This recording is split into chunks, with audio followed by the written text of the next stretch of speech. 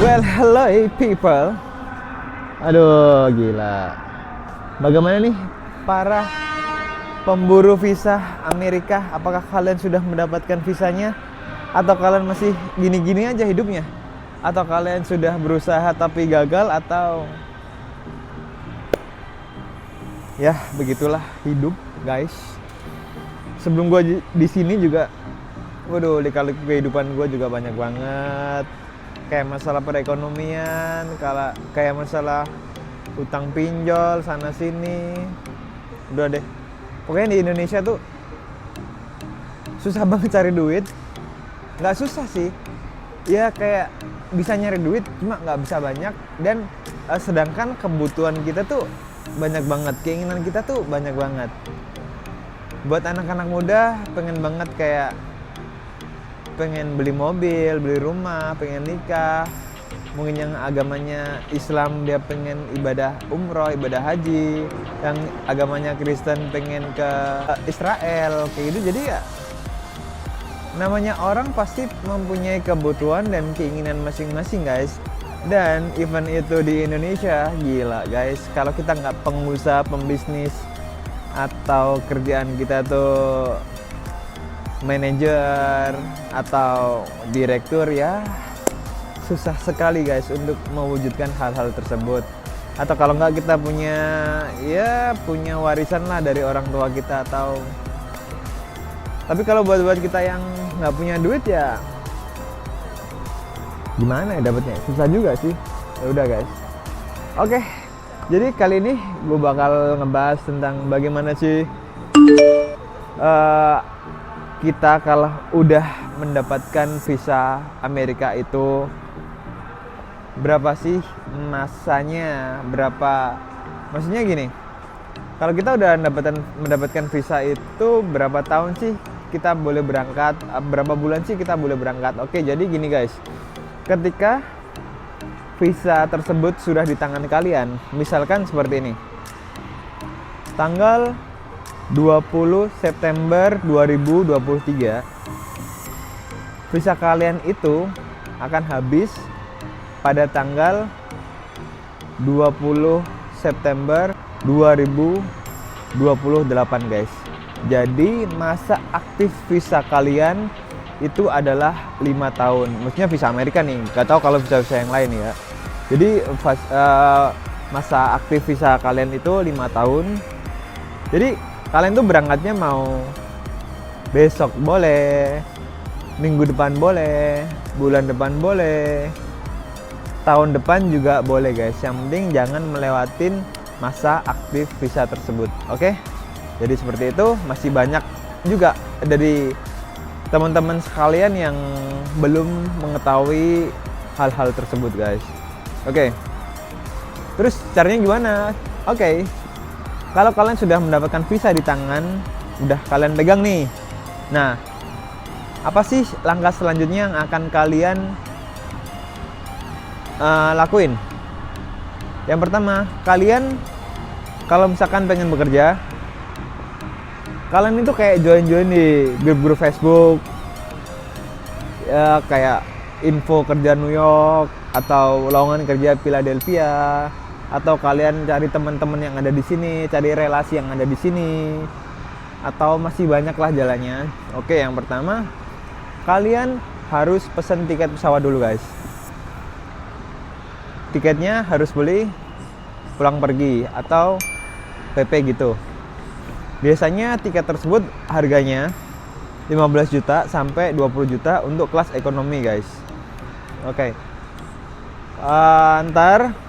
Kenapa harus beli tiket PP? Karena pihak dari imigrasi Indonesia sama Amerika tuh dia tuh maunya tuh tiketnya tuh pulang pergi, karena kita tuh sebagai wisatawan. Kalau misalkan kita ngapelnya visa turis, kita punyanya visa turis kayak gitu guys. Jadi mereka nggak mau dong kalau cuma one way doang. Nah, tiket pulang kamu mana? Nah, kamu mau tinggal stay di Amerika ya? Lu mau kayak kerja di sana ya? Nah, itu jangan sampai terjadi kalau kalian mau pergi ke USA guys. Jadi mungkin di semua negara sih seperti itu. Jadi kalian harus mengakalinya dengan cara kalian harus beli tiket PP dan booking hotel. Jadi caranya gini, temen gue sih kemarin ada, dia tuh pesen booking hotelnya itu pakai bayar di tempat gitu. Misalkan kalian ngaku tripsnya tuh 7 hari gitu, mereka pesannya 7 hari tapi bayar di tempat. Nah itu ada yang dijadiin masalah sama pihak imigrasinya dan ada juga yang lolos. Jadi seperti itu, kalian harus siapin tiket pesawatnya dan kalian harus siapin booking hotelnya. Kalau misalkan kalian takut, kalian worry, kalian bisa pesen tiket yang langsung bayar, tapi dengan catatan kalian cari yang murah, kalian cari yang hotel-hotelnya tuh di area yang akan kalian kunjungi, misalkan di itinerary kalian. Jadi jangan menyimpang. Lu tujuan lu mau ke sini, kenapa hotel kalian di sini? Jadi sesuaiin lokasi hotel kalian itu sesuai dengan itinerary yang kalian tuju. Misalkan kalian mau berkunjung ke New York, kalian mau ke Brooklyn Bridge, kalian mau ke Manhattan, kalian mau ke Long Island, kalian mau ke Dumbo, kalian mau ke Times Square. Jadi carilah hotel-hotel yang sekiranya berada di lokasi tersebut agar kalian itu tidak mencurigakan.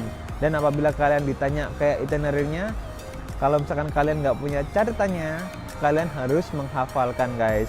Dan kalian itu jangan kayak konyol, hari ini kesini, besok kesono, besok kesono. Jadi kayak, nah lu kok compang-camping sih, kayak rundown lu kok berantakan banget sih. Nah jangan sampai hal itu terjadi, karena kemarin waktu teman saya yang di sini, dia tuh kayak hotelnya di sini tapi dia tuh hari itu pengen ke sana gitu. Jadi kayak gak masuk di akal, dan pihak imigrasi akhirnya kayak menginterogasi dia dan dimasukin ke office gitu selama 2 jam, tapi untungnya tetap dilolosin. Ya pokoknya intinya, kalian kalau ditanya pihak imigrasi itu, ntar ditanya what is your purpose in USA? I just going to vacation in New York gitu kan. Where's the place where you visited? Bilang aja kayak, ya kalian, I want go to Brooklyn Bridge. Ya yang tempat-tempat gue sebutin tadi lah, kayak Times Square, Liberty kayak gitu. Jadi yang deket-deket di New York aja lah. Jadi biar pertanyaan itu nggak bertele-tele gitu guys. Jadi seperti itu, kalian harus siapin booking hotelnya, itinerary-nya, terus sama siapin duitnya guys. Buat duitnya, uang saku maksudnya nih, uang saku itu kalian bisa bawa sekitar $1,000. $1,000 tuh cukup lah ya buat kalian yang misalkan kalian di sini nggak dapat kerja, ya jelek-jeleknya lah seminggu gitu kan, duit $1,000 itu masih lebih-lebih lah buat kalian buat stay di sini, buat ini doang, jaga-jaga kalau kita belum dapat kerja kayak gitu guys. Tapi syukur-syukur kalau misalkan kalian dapat relasi atau dapat kerjaan langsung, ya duit itu nggak bakalan berkurang. Jadi ntar kalau kalian ditanya sama pihak imigrasinya berapa uang yang kamu bawa, kamu jawab itu 2.000 gitu. Pokoknya harus bilang 2.000. Kalau kita bilangnya 2.000, itu mereka nggak bakal ada pertanyaan lagi. Tapi kalau kita jawabnya kayak 1.000, itu mereka pasti mikir apakah uang segitu cukup buat trip kalian yang mau ke sini kayak gitu. Nah itu bakal jadi pertanyaan lagi buat mereka. Kalau kalian bawa uang 2.000, kalian bilangnya bawa uang 2.000, itu mereka nggak banyak mikir. Oke, jadi uang segitu tuh udah pasti lebih dari cukup lah buat makan sama buat trip jalan-jalan kayak gitu. Nah, terus membahas tentang hal itu, gue sekalian jelasin tentang pertanyaan-pertanyaan apa aja sih yang ditanyain saat kalian berada di emergency, yang berada di imigrasi Amerika, tentang tiket pesawat, booking hotel, itinerary, uang cash. Sama di sini kalian punya temen nggak, punya keluarga nggak? Nah itu bakal ditanyain sama pihak keimigrasian. Jadi buat kalian kalau misalkan ditanya punya temen nggak, kalian jawab aja nggak punya temen di sini.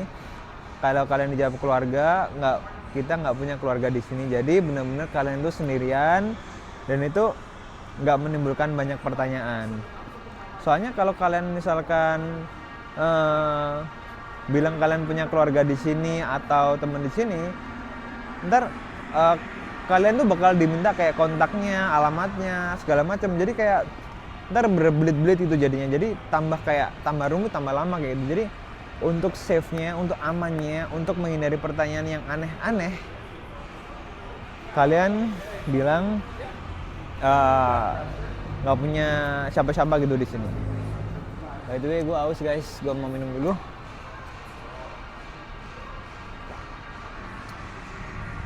Soalnya ngomong juga butuh tenaga guys.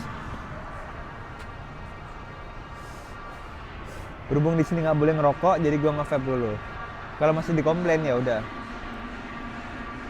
Bentar ya.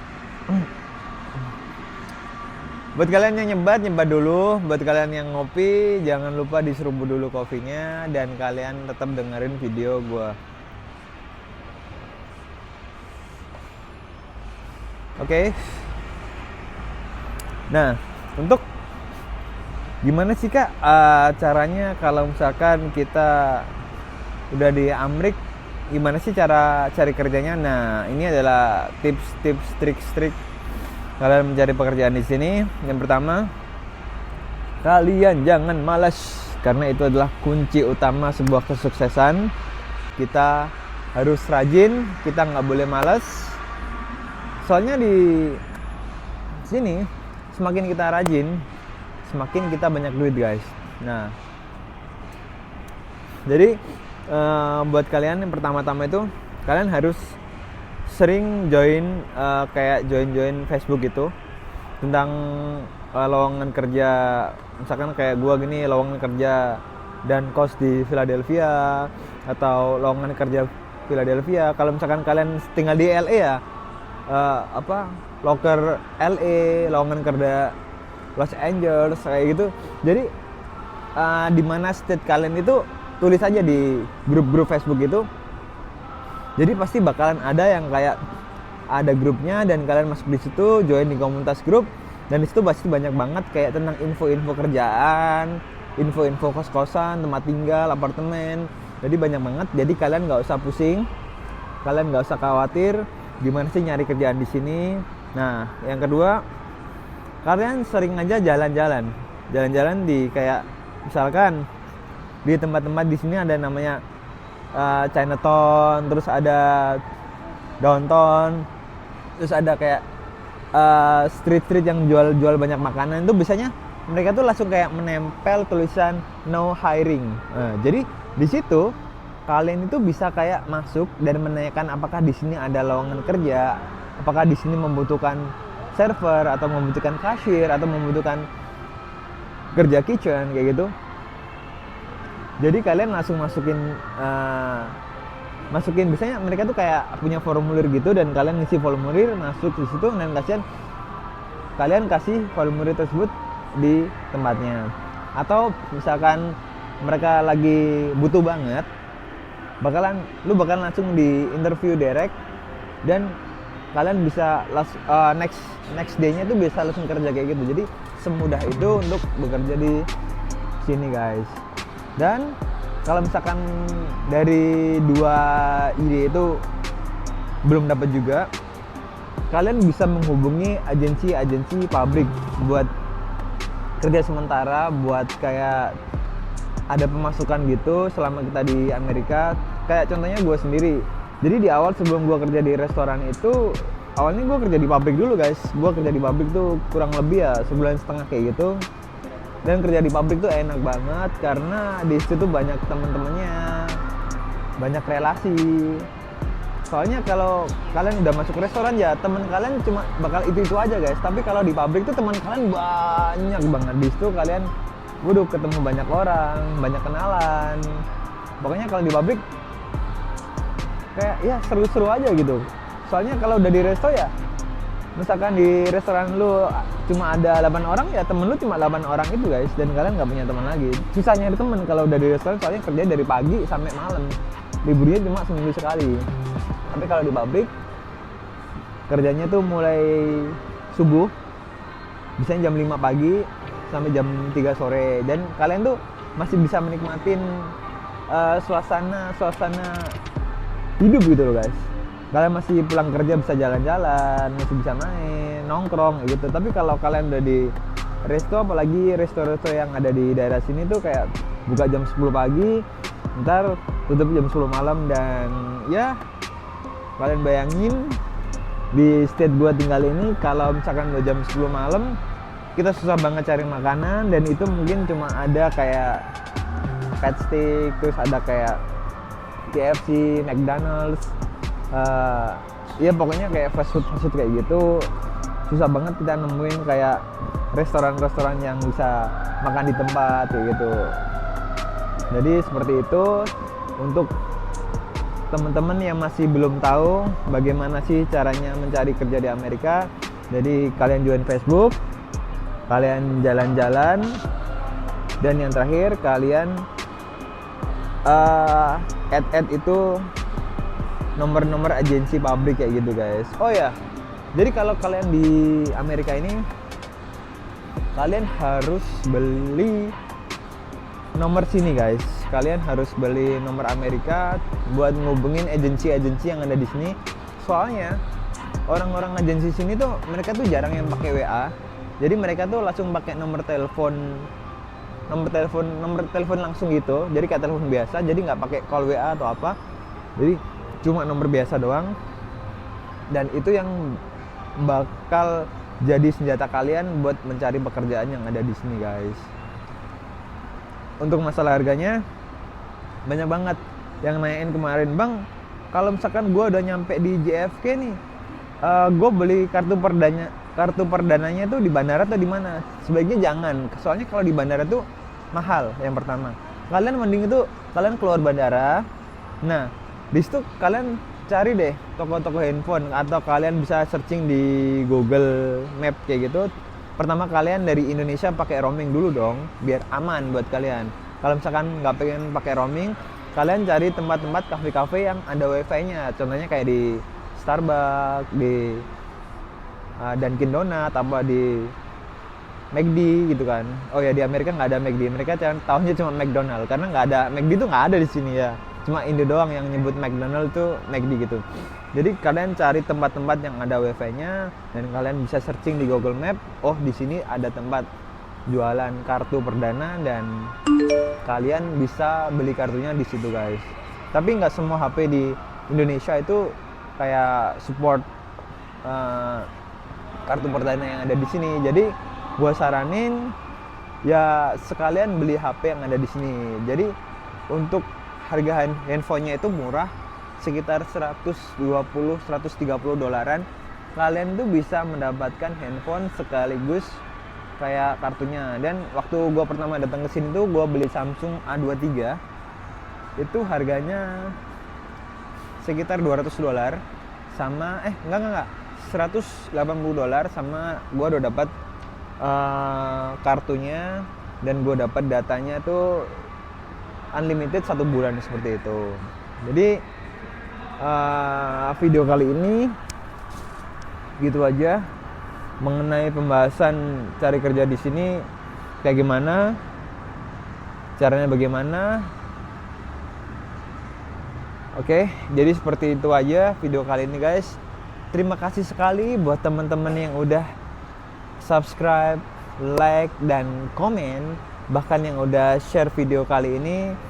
Saya sangat berterima kasih banget, karena udah, pokoknya thank you banget lah yang udah support video saya. Jadi kayak gue ngerasa berdosa banget apabila saya tidak mengupload video, saya tidak sharing kepada kalian gitu. Dan gue jujur, gue nggak ngedapetin apa-apa dari kalian, gue nggak dapet profit atau apapun dari gue ngejelasin ini itu semua. Dan tujuan dari gue sendiri, gue tuh cuma pengen membantu masalah teman-teman yang ada di Indonesia Karena dulu sebelum saya merasakan tinggal di Amerika ini, merasakan gaji dolar, hidup saya tuh sangat KACAU guys. Jadi kayak kacau banget. Gue tuh pengen kayak, even gue pengen beli handphone itu guys, gue tuh cari kayak handphone yang paling murah dan speknya paling gede ya.